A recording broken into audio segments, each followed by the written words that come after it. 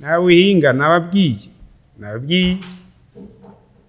navuze nti umwenegihugu atanze amafaranga akayatanga ataresi atakitanze aba ariko ateza imbere ubugizi bwa nabi kuko ugiturire hari ugitanga n'ugihabwa babikora mu ibanga mugabo iryo banga haraho rimeneka wewe wiyemeje kuvuga ati ngomba ndurumbanye ubutunzi bw'igihugu ndiko ndaha amafaranga naka kugira ngirire iki ataresi yaguhaye uri kura muvyibusha mu bukozi bw'ikibi bwiwe tuvuga tuti uwo tuzofata wese abo yatanze ico ruso nuwa yakiriye wose gihano nikiri twe duhamagara bene gihugu kuko burya nta kinyegezo abene gihugu badufashije bose tuzobamenya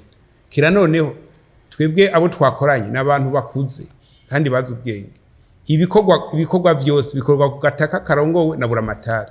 bikorwa ku gataka inyamiramabi nkuru ni komisere